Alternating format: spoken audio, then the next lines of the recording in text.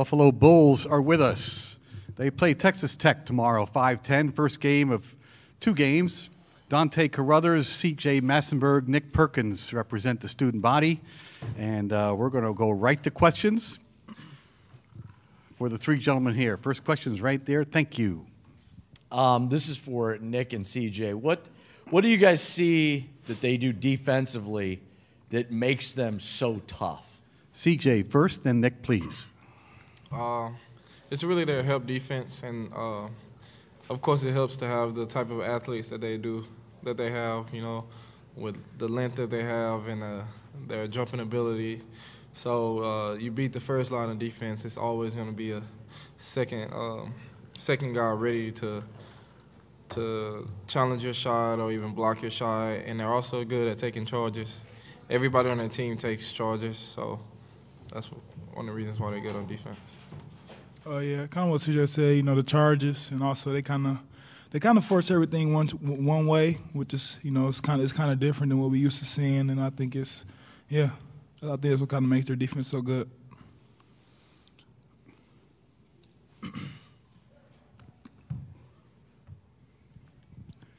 Cliff Brunn, Associated Press. CJ, what stands out to you most about Jarrett Culver? We actually played on the same AAU team, but he's younger than me. He's a sophomore, so I didn't really play with him, but we played for the same organization. But he's just an overall scorer. You know, he's a guy who can score at all 3 levels. He got the turnaround fade going. He's a really good athlete. If you don't put a body on him, he's susceptible to dunk the ball on you and stuff like that. But I'm just trying to fight him, play him tough. And he's a good player, but I'm also a good player and a good defender. So we'll see what happens.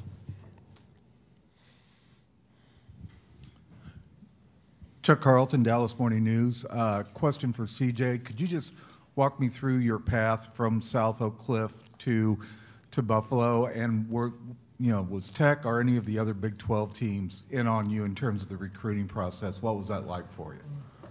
No, I didn't really get any Big 12 or any of those offers or even any looks at all from that. Buffalo actually got me from a tip from a Louisiana Tech coach at the time. I was playing as an unsigned senior, so I was most likely going to go to the junior college route before Buffalo called me. So they seen me play as an unsigned senior. They liked my defense. They had seen my numbers, but they didn't really know that I could really shoot the ball like I can. And then I got there on my visit, had to work out. Still didn't have a scholarship. They called me up on a visit, but I still didn't have a scholarship at the time. So I had to work out and pretty much earn my scholarship then and there. This question's for any of the players. Jeremy Harris, he's been in double figures, I think 6 or 7 the last games. What is it, about this time of year that causes him to elevate his game? What have you seen out of him? Does he prepare differently? Does he take these games a little more seriously? Not that he doesn't take the game seriously, but what is it about Jeremy that brings him to another level in March? Dante, you're first, then Nick will be second. Well, as of right now, I'm staying with him, so I just see how he really takes everything more seriously. I think now Jeremy's just really out here having fun. He's not letting all the stuff and the critics get to him about his bad shooting slumps, but Jeremy's the type of guy that can really get hot, and I think he's really just out here having fun. I would just say, it's March. Big-time players show up in March, and I think Jeremy's a really big-time player. And I think, since the MAC conference started, he's been showing everybody, what type of player he was. I think he stopped focusing on, what's going to happen after this. And, you're a senior, you tend to do that a little bit, and I think he was putting a little too much pressure on himself. But ever since he stopped doing that, he's been playing unbelievable. This is for CJ and Dante. I think it was kind of overlooked maybe how well Vaughn played in this last game. What have you two seen over the last 2 or 3 months in his game because he seems to be playing with a lot of confidence right now. CJ first, then Dante, please. Oh, yeah, I totally agree. Javon's been playing unbelievable basketball. Really been the X factor in most of these games. He's given us great defense, consistent outside shooting, athleticism. He's finishing on the break. He's getting loose balls, getting steals. He's pretty much doing it all for us. And it's good to have a guy like that that's consistently bringing the same thing every night, and you know what you're going to get out of him.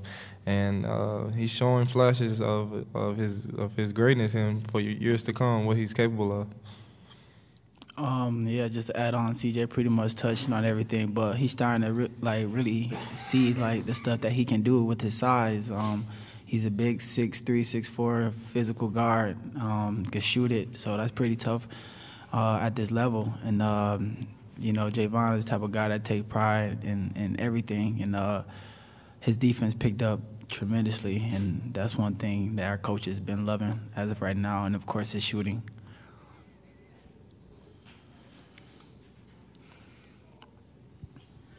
David Collier from the ABC affiliate in Lubbock, Texas.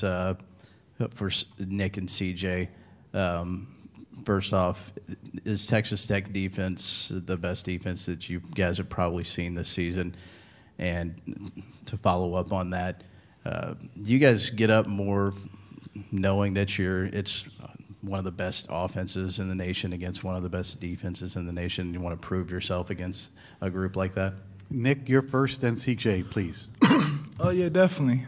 Texas Tech, the defense is really good. I don't want to say it's the best defense we played all year because we really haven't actually played against it. So we don't really know, and other teams match up differently depending on who you playing. So obviously we don't know yet. But it's gonna be good. Their defense rated high. They do a little different, but I don't think they play anybody like us all year. The Big 12 is a little different with the matchups. Teams play a little slower. I think the two teams who beat them this year in conference play, played a little faster. So it's going to be good to see how they match up with our offense. Are they going to be able to get out and run? So it's going to be a game. It's going to be a good game. Yeah, I would agree with Nick. You can go off analytics and things like that, but we won't actually know until we play it how good their defense is. But we are, I don't know the exact numbers, but we might be top 30 in the nation in both offense and defense. So we feel like we're forced to be reckoned with too. So yeah. Paul Peck, Bulls Radio Network. For Nick and CJ, you've played teams with a lot of length before. Sometimes that you've struggled. When you go up against a team that's top 15 in the country in blocking shots, do you have to not worry if a shot gets blocked, or do you have to fight the urge to want to change the way you shoot, worrying about there being, somebody in your way like that? Nick, lead us off, please. That's a good question. But I think it's just, you just got to go after it, shoot the ones you can shoot and, pass the ones you can't. I think, you can get a little ahead of yourself when you start guessing, is he going to block it or this? If you can make the shot, shoot it. If you can't, pass it out. It's always open man. So I think that's where you take that route. Yeah, you pretty much can't really overthink it because you know that they have shot blockers. Usually the shot blocking comes from the help side, so if you beat your guy and the 7-footer come over and try to contest your shot, then he obviously left his guy, so you can try to hit him or the next rotation and just play free, and yeah, just play free.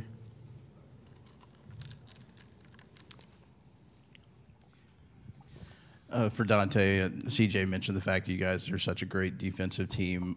What do you guys need to do to slow down Jared Culver, and what are some of the other players you guys know you're going to need to stop as well? Well, it's not just Culver. Those guys are a great team. They got 5 guys in the rotation. It's not just one guy out there playing basketball. They got a great point guard shooting almost 55%, 60% from 3. So we just got to key in on all guys. But Culver is a big piece of them. And that's something that our main guy is going to have to be ready for. So, we're going to do what we do.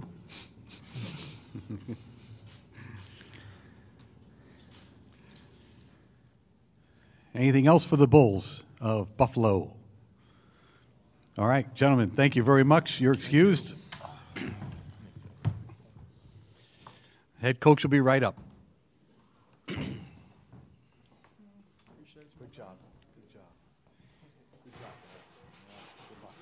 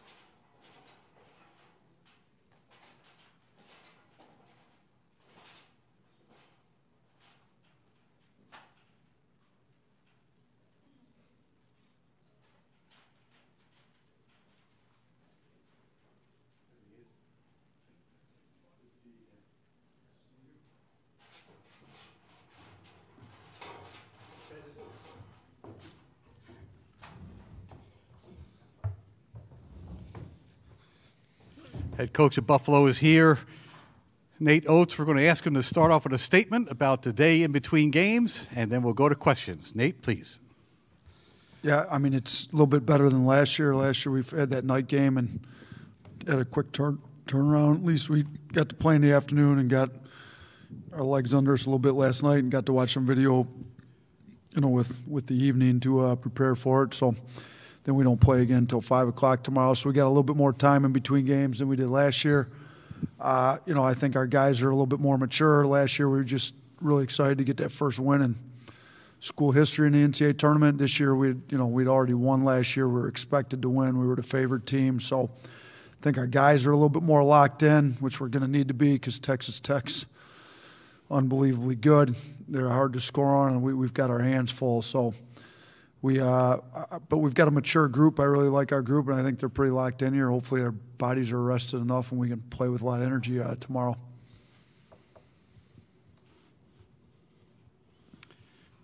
Right, two on the right here side. Karen, thanks. Coach David Collier from the ABC affiliate in Lubbock, Texas. I know you can't really assess since you haven't been on the court. Players mentioned that, but just looking at the tape, do you think this is the best defense that you guys will have faced this season? The numbers say so. I always go to KenPom and try to pull all the analytics up. There was number one by their defensive efficiency, so they're supposed to be the best in the country. Then I did that before I even looked at the film. Then get to the film and figure out why they're number one. I mean, we take pride in our defense too. We were a lot better this year than we were last year. I think that's a big difference in the amount of wins we got this year versus last year, even though we were really good last year. And we pride ourselves on taking charges. I think Texas Tech probably takes more than we do. We pride ourselves diving on the floor for loose balls. I see them doing all the same stuff. They've got better rim protection than we probably have with some more athletic bigs inside, and they do it a little bit differently than we do it schematic-wise, but they're better. But shoot, I mean, our guys, we've got some seniors that really pride themselves in our defense too. So it's going to be a good game between two tough, hard-nosed, hard-playing teams, in my opinion. Coach Carlos Silva from the Lubbock Avalanche Journal, newspaper in Lubbock, Texas. From your perspective, how much has it helped to have those senior leaders, as you kind of mentioned, going into this, that have kind of gone through the games last year and obviously are kind of yearning to kind of get back even farther this year? Yeah, I think it's huge. I think that's part of the reason that we were so good this year is we've got 5 seniors.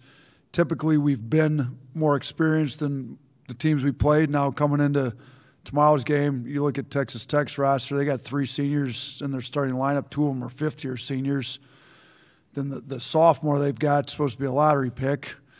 And then, the other Moretti's shooting like 55% from 3. Like they're pretty good. So their experience is at the same level as ours. So a lot of, they play hard and blue collar just like we are. A lot of the same attribute, which is there's a reason they were so good this year in the Big 12. So, but yeah, I mean, it's been crucial for us. Our guys are mature and can get locked into a scouting report at a much higher level with the experience they've had.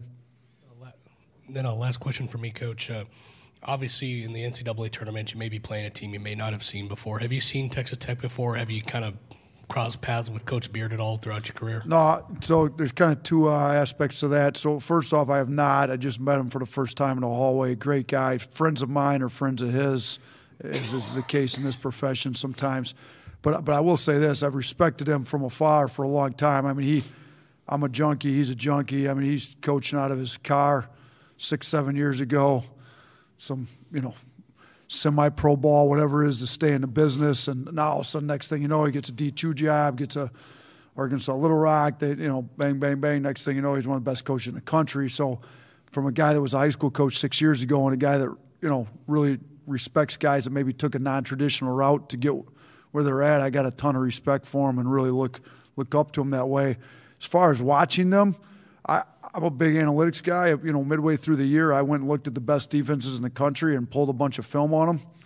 It was like them and Michigan, and I think maybe Gonzaga were the 3 that I pulled just to see if I could steal some ideas of what they're doing that we're not doing. And I took a pretty good look at them a few months ago, not having any idea that we'd have to play them. So I don't know if that helped at all or not. A lot of what I saw is they've got some great rim protection, and they send the ball right there. So he's obviously uses his personnel really well, and we don't really have the same type of personnel he does with regards to that. But I did pick up a few things from their defense. Josh Reed with the CBS affiliate in Buffalo. Nate, what is it that they do in particular defensively that makes them so good? I think the best thing they do is they're just tough and physical and hard-nosed. Now, schematic-wise, they don't let you get to your stuff. I mean, they get the ball to a side. They keep it to the side. Their help defense is better than anybody in the country. When they come to help, they're coming aggressive, and they're trying to steal the ball. And look, if you put your head down on a drive, you're going to get a charge. They take charges better than anybody in the country. If you come and you're soft going to the rim, they're going to block your shot. So you're either getting a charge or getting your shot blocked. So we got to be really smart on our drives. We can't overdrive. We got to make sure we've got our spacing exactly right with guys where they're supposed to be. And I mean, our offense, we played against some pretty good defense, different ones. Syracuse's zone was great, and we figured it out. But our offense is pretty good. I went through all the Big 12 numbers and analytics. Nobody in the Big 12 plays quite as fast as we do, so hopefully we can get out and transition a little bit like we've been able to do. But our defense is going to have to be elite in order to do that. It's hard to run off makes. It's a lot easier running off stops and rebounds and turnovers. So our defense is going to have to be elite, which will in turn help our offense. Rachel Lindsay from the Buffalo News. Jeremy Harris, we've seen he's really elevated his game over the last few weeks. He went through a slump earlier this season. Not a slump, but a lull. What did he do to break out of it and really catch fire over the last few weeks? Turn from February to March. Jeremy shows up in March.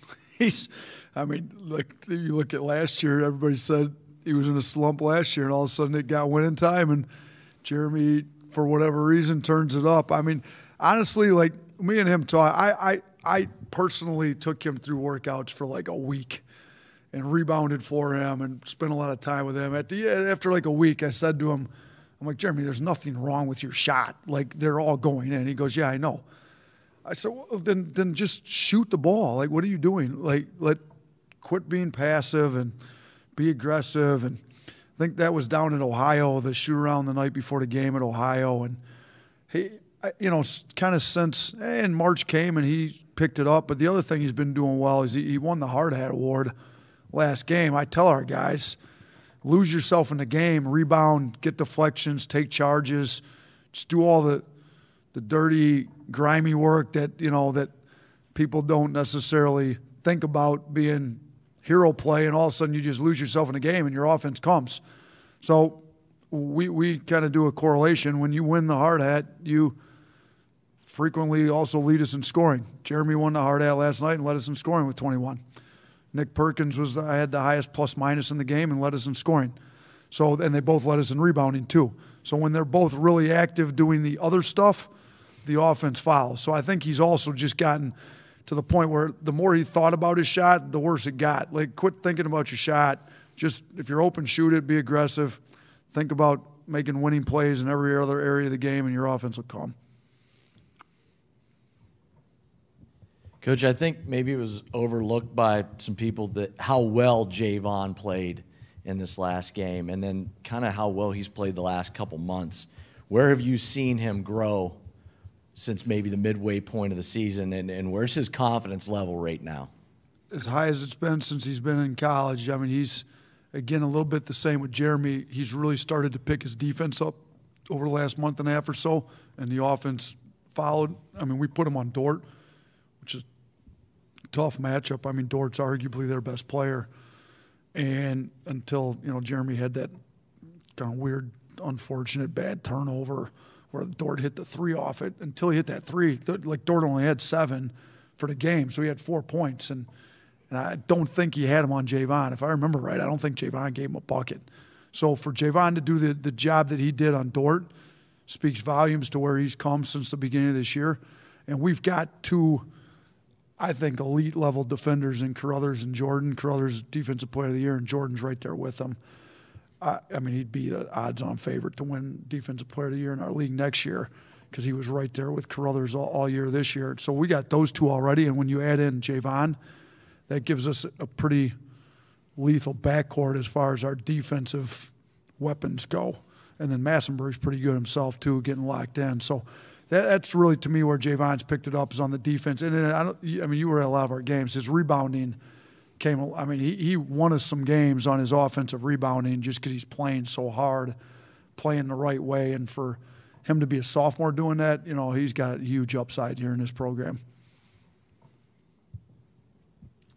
Nate, I think a lot of athletic departments have their own mental skills coach or guy, but maybe not as many basketball programs have their own specific coach helping them out in that regard. Can you explain just your decision to bring in Arnie and maybe how he's helped you guys over the last few years? Yeah, so I kind of got to know him in the community a little bit through different things, and he kind of broached it with me, like, I think I can help you.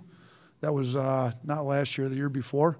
So I'm always open to, getting help. And I really think, if you go back 20 years, I think that strength and conditioning coach was like, some programs had it, some didn't. Now everybody in the country has it. If you don't have one, you're not competing at the highest level. You're not a Division I program, really. I think that's the next step. It's so important to me, and as a high school guy, you're always thinking of different ways you can reach them mentally to not necessarily just motivate them, but just get their minds right. And I think as a coach, it's my job to help grow these men into young men that you can send out into society. And I think the better character young men you have, the better your team's going to be. And if you do it for the sole purpose of winning games, it's all wrong. You do it because it's the right thing to do. So it's my job as a coach to help we get them as young men or boys coming out of high school. And when we get done with them, they're supposed to go into society. They're men now on their own. They're not going back home to mommy.